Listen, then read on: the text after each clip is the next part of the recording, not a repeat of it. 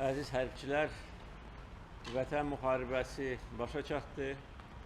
Azərbaycan bu müharibədə parlaq qələbə qazandı. Torpaqlarımız işğal altından azad oldu. İşğalçıları torpaqlarımızdan qovmuşuq.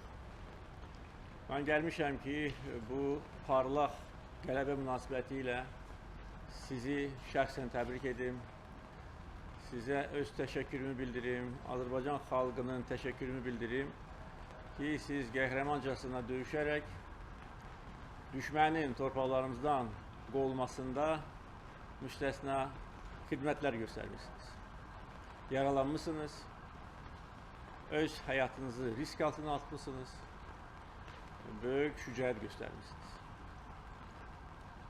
İkinci Qarabağ müharibəsi tarixdə Azərbaycanın şanlı qələbəsi kimi qalacaq. Bu qələbənin qazanılmasında bütün xalqımız birlik, həmrəylik göstərmişdir. Bütün atılan addımlar bir məqsədi güdürdür ki, qısa müddət ərzində az itkilərlə düşmənə elə sarsıdıcı zərbə vuraq ki, düşmən məcbur olub torpaqlarımızdan çıxsın. Və döyüş meydanında qazanılmış qələbələr siyasi müstəvidə də qələbənin qazanılmasını şərtləndirir. Əgər döyüş meydanında biz bu qələbəni qazanmasaydıq, inanmıram ki, işğalçı qalan torpaqlardan çıxacaqdır. Necə ki, 30 ilə yaxın torpaqlarımızı müxtəlif yollarla işğal altında saxlamağa can atan düşmən bu işğalı əbədi etmək istəyirdi. Danışıqlar yolu ilə də heç bir nəticəni biz əldə edə bilməzdik. Biz bu müharibəni şəhidlərimizin canı qanı bahasına, hərbçilərimizin rəşadəti hesabına, dövlətimizin siyasəti hesabına qazanmışıq. Mən xahiş edirəm ki, Vətən müharibəsində şəhid olmuş bütün bizim bacı qardaşlarımızın xatirəsini bir dəqiqə sükutla yad edək.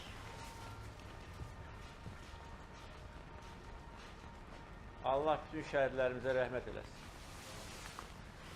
Allah sizə şəfa versin. Allah bütün yaralı əskər zabitlərimizə şəfa versin. Bu qələbə Azərbaycan tarixində əbədi qalacaq. Çünki həm döyüş meydanında, həm danışıqlar masasının arxasında biz istədiyimizə nail ola bildik. Füzuli, Cəbrayıl, Zəngilan, Qubadlı, Şuşa şəhərlərini hərbi güc hesabına azad edə bilmişik. Bayrağımızı o torpaqlara sancmışıq. Bayrağımızı dalğalandırmışıq. Və bugün bütün dünya gördü Azərbaycanın gücü nədən ibarətdir? Həm siyasi sahədə, həm hərbi quruculuq sahəsində, hərbçilərimizin peşəkarlığı sahəsində biz üstünlüyü müharibənin ilk günlərindən əldə etdik. Və ardıcıllıqla bu son hədəfə qədər uğurla irəliləmişik. Döyüşlər şiddətli xarakter almışdır. Düşmən müqavimət göstərirdi. Bunu da hər kəs bilsin. Bu 44 gün ərzində əldə edilmiş qələbə bizim hərbçilərimizin peşəkarlığı, qəhrəmanlığı hesabına qazanılır. Düşmən öz xoşu ilə işğal edilmiş torpaqlardan çıxmaq istəmirdi. Və siz bu döyüşlərdə fəal iştirak edən insanlar yaxşı bilirsiniz ki, 30 il ərzində hansı istehkamlar qurmuşdular. O istehkamları yarıb keçmək, o müdafiə xətlərini dəf etmək çox böyük qəhrəmanlıq və hərbi peşəkarlıq tələb edirdi. Bir də ki, o bölgənin coğrafiyası özlüyündə bir istehkamdır. Şuşa alınmaz qala sayılan bir şəhərdir. Pənah Əli xan o şəhəri elə salmışdı ki, maksimum dərəcədə Şuşa sakinlərini düşməndən mühafizə edə bilsin. Şuşanı bir neçə gün ərzində az itkilərlə və şəhərə böyük zərər vurmadan almaq böyük peşəkarlıq, rəşadət rəmzidir. Düşmən 30 il bu torpaqlarda hazırlıq işləri görür. Və bu hazırlıq işləri onu göstərir ki, öz xoşu ilə torpaqlarımızdan çıxmaq istəmirdi. Əgər istəsəydi, nə üçün bu qədər vəsait ayırırdı bu məsələlərə? Onu göstərir ki, bütün bu dövr ərzində, 30 ilə yaxın dövr ərzində düşmən sadəcə olaraq bizi aldadırdı, vasitəçiləri aldadırdı ki, onlar bizim torpaqlarımızdan çıxacaqlar. Bu yalan idi və döyüş meydanında mövcud olan mənzərə bunu təsdiqləyir. Eyni zamanda işğaldan azad edilmiş torpaqların mənzərəsi onu göstərir ki, bu düşman Azərbaycan xalqına nifrət hissi ilə yaşayır. Əks təqdirdə bütün binaların sökülməsinə nə ehtiyac var? Demək olar ki, işğaldan azad edilmiş ərazilərimizin 99%-ində bütün binalar dağıdılır.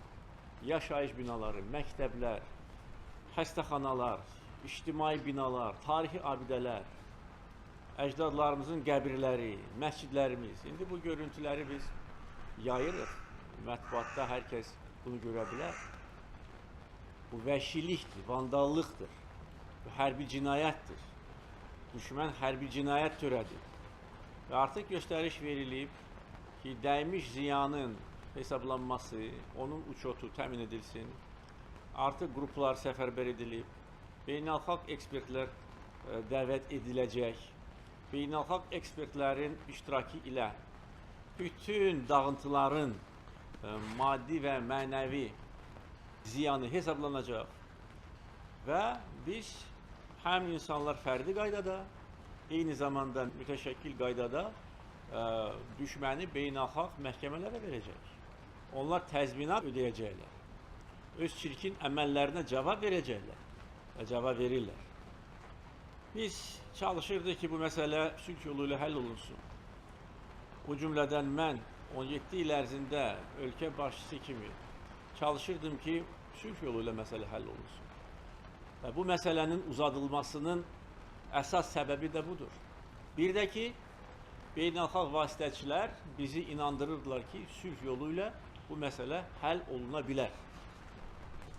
Ancaq son bir il ərzində görəndə ki, bizi sadəcə olaraq aldadılar.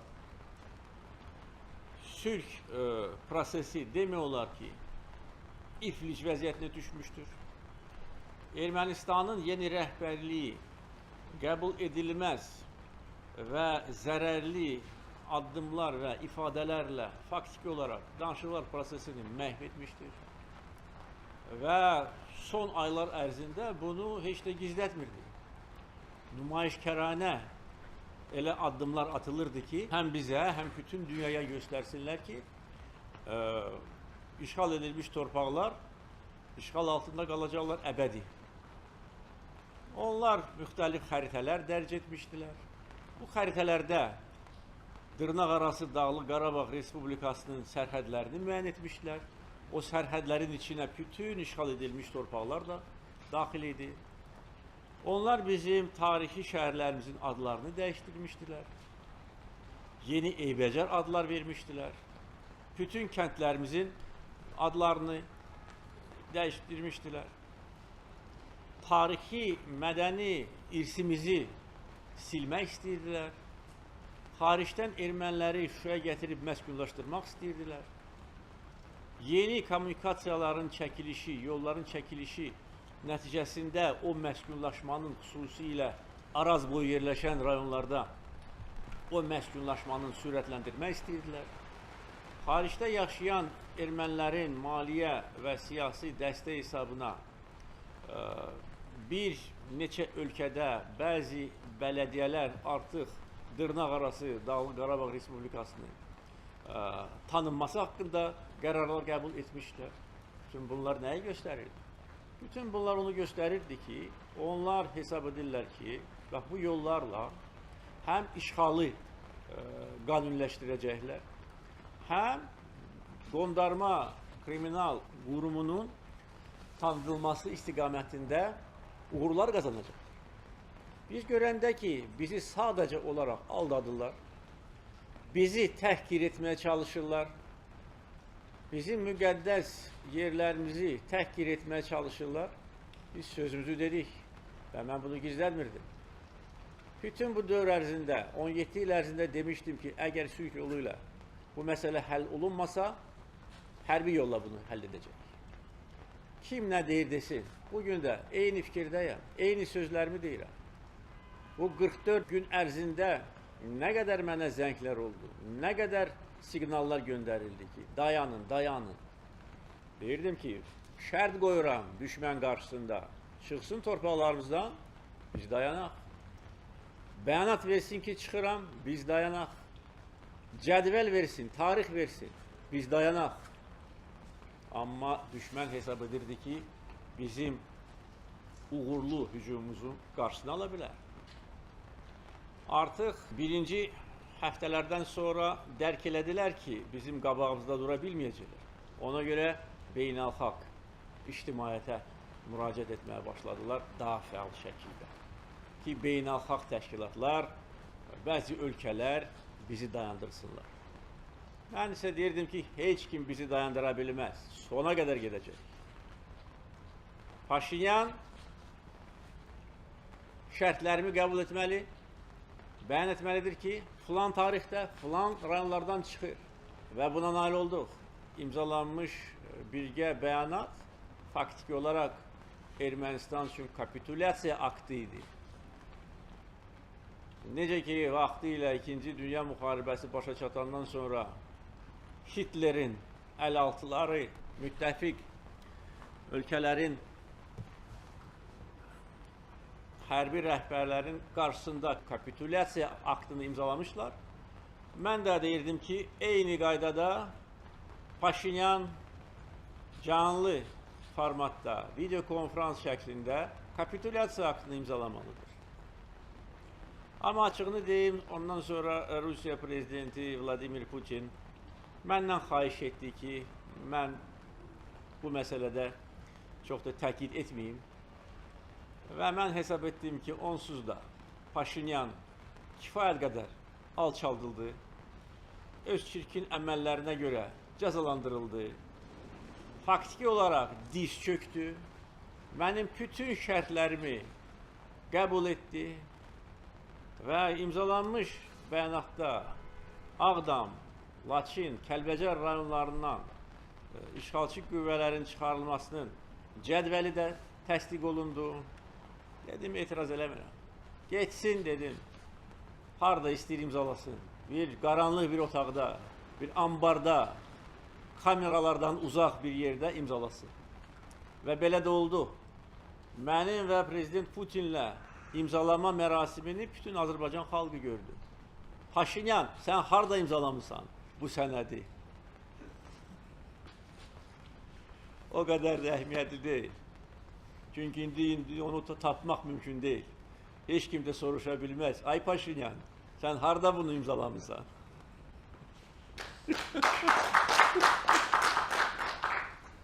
Biz bir daha gücümüzü göstərdik. Xalqımızın birliyini göstərdik.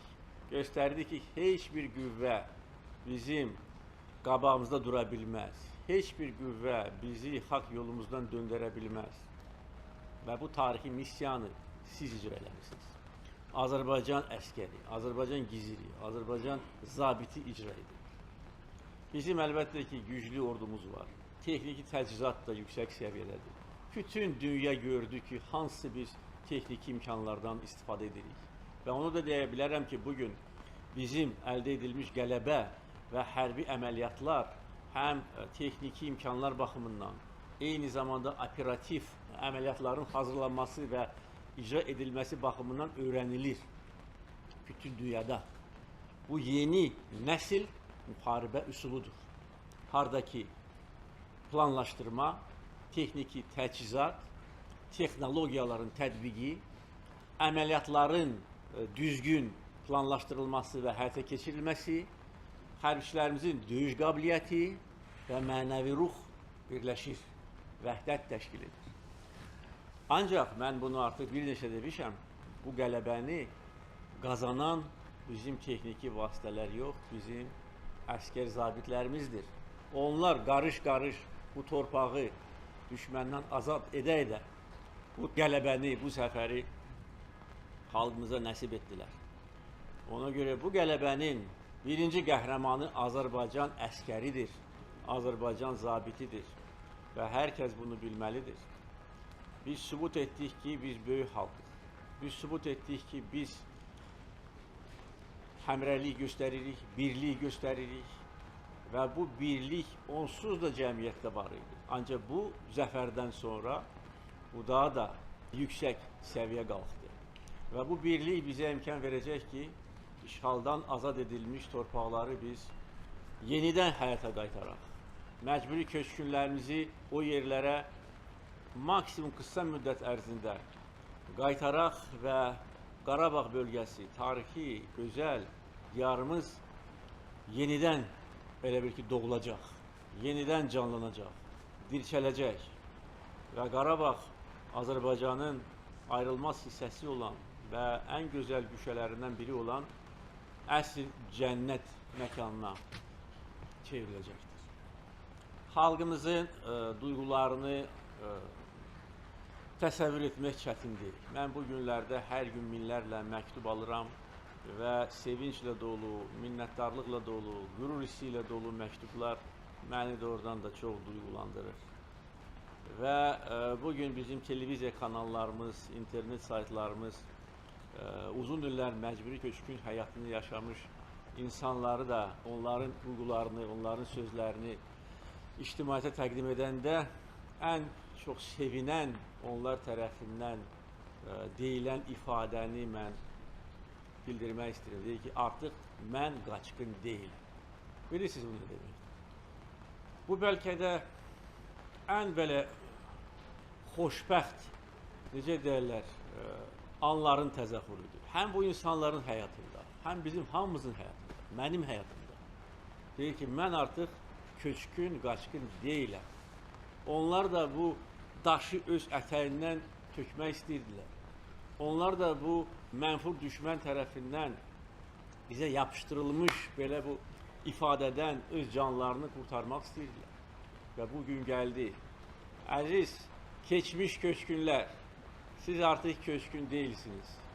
Onlara mənim müraciətim, bax bizim qəhrəman əskər zabitlərimizin huzurunda müraciət edərək deyirəm, siz köçkün deyilsiniz, siz qayıdırsınız, biz sizi qaytaracağıq. Bax, burada oturanlar və minlərlə bizim əskər zabitlərimiz sizi qaytarır öz doğma, dədə-baba torpaqlarına. Biz isə Azərbaycan dövləti əlimizdən gələni edəcəyik ki, sizi tezliklə qaytaraq.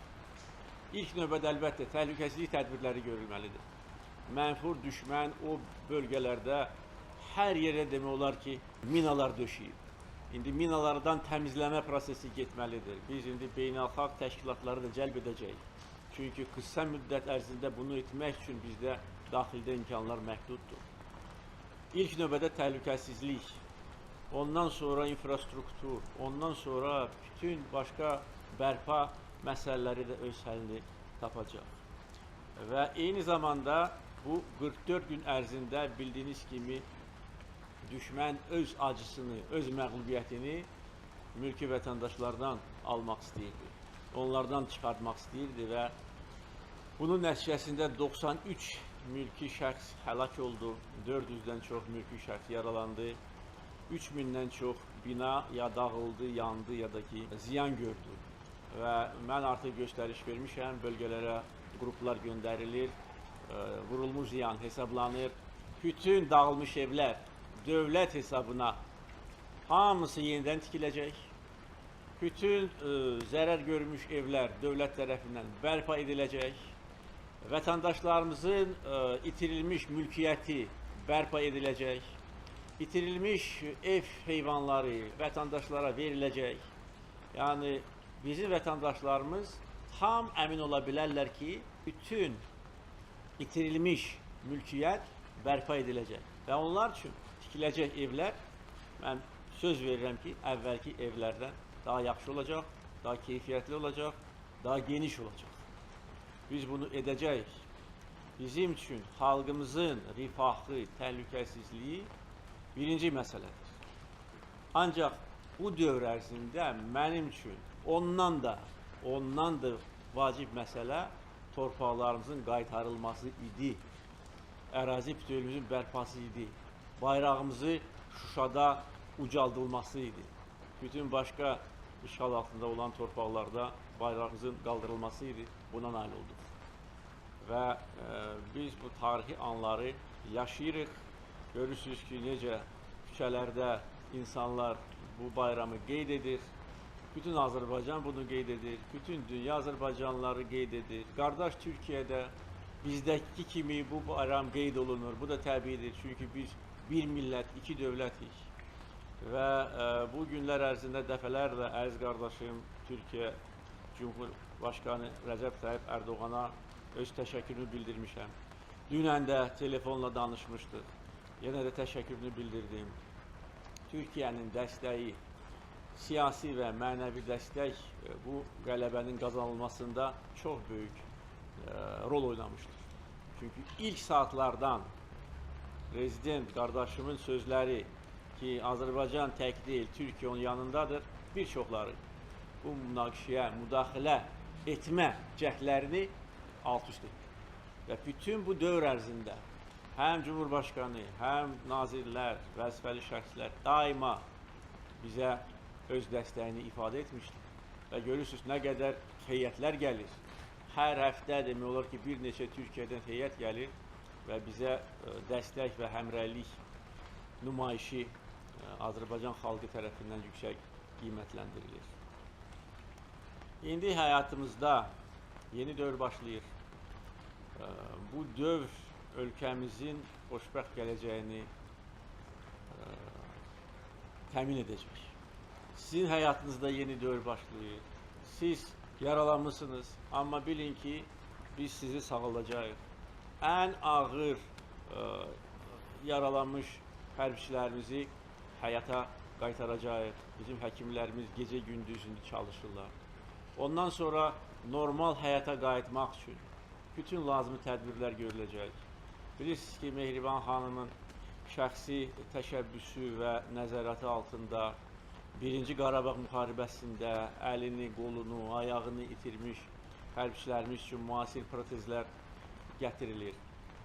O protezlərdən istifadə edib insanlar futbol da oynaya bilərlər. Bütün bunlar təmin ediləcək. Siz əmin ola bilərsiniz. Və sizin gələcək həyatınızda mən bəri başdan bütün dövlət qurumlarına, özəl şirkətlərə müraciət edirəm ki, hərbçilərimizi qəhrəmanlıq göstərmiş, yaralanmış hərbçilərimizi işlə təmin etmək üçün xüsusi addımlar atılacaqdır. Biz bunu daim nəzərdə alacağıq. Şəhid ailələrinin problemlərinin həlli öz həllini tapacaq.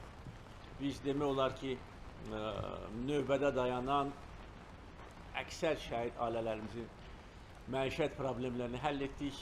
Bu il 1500 şəhid ailəsi dövlət tərəfindən evlərlə, mənzillərlə təmin ediləcək. Bax, bugün burada göstəriş verirəm bizim bütün aidiyyəti qurumlarımıza ki, İkinci Qarabağ müharibəsi, Vətən müharibəsi adlandırdığımız müharibədə şəhid olmuş insanların yaxınlarına qısa müddət ərzində həm maddi dəstək göstərilməlidir. Eyni zamanda onların indi uçotu aparılır, dəqiq uçot aparılandan sonra onlara mənzillərin, evlərin verilməsi təmin ediləcəkdir. Mən bütün bu 44 gün ərzində ondan qabaq və ondan sonra döyüş meydanında, arxa cəbhədə qəhrəmanlıq göstərmiş hərbçilərimizi təltif edəcəm. Artıq müvafiq göstəriş verilibdir. mən artıq göstəriş vermişəm və sizin qarşınızda bunu bəyan etmək istəyirəm ki, Azərbaycanda yeni ordenlər və medallar təsis ediləcək. Məhz Vətən müharibəsində fərqlənmiş hərbçilərə və mülki şəxslərə bu orden və medallar veriləcək. Bu orden medalların adlarını da mən təklif eləmişəm. Hesab edirəm ki, bu adlar da sizin xoşunuza, Azərbaycan xalqının xoşuna gələcək. Göstəriş vermişəm ki, düşmənin hərbi texnikası, qənimət kimi götürülmüş hərbi texnikası Bakıya gətirilsin. Tapşırmışam ki, yer seçilsin. O texnikanı biz nümayiş etdirəcəyik. Bütün Azərbaycan xalqı gedib görəcək ki, nəyi biz əldə etmişik. İndi bəzi məhv edilmiş texnika elə vəziyyətdədir ki, onu gətirmək mümkün deyil. Amma bu məlumatı mən ardıcıl şəkildə xalqımıza təqdim edirdim. Nə qədər düşmənin texnikasını biz məhv etdik. Faktiki olaraq onların ordusunda texnika demək olar ki, qalmadı. Ordusu demək olar ki, yoxdur. Özləri də bunu etiraf ediblər. Özləri də etiraf edirlər ki, Azərbaycan onlara qalib gəldi. Yəni, bu qənimət kimi götürülmüş hərbi texnikanı da nümayiş etdirəcək. Planlarım çoxdur. İnşallah hamısını icra edəcəyik. Hamısını icra edəcəyik. Bu tarixi qələbəmizi hüquq müstəvidə, siyasi müstəvidə daha da möhkəmləndirəcək və ondan sonra rahat yaşayacaqlar. Vətəndaşlarımız öz doğma torpağına qayıdacaqlar. Azərbaycan yeni bir dövrə qədəm qoyacaq. Sizin sayənizdə. Ona görə gəlmişəm bugün. Müharibə başa çatandan sonra dərhal gəlmişəm ki, sizə öz hörmətimi ifadə edim.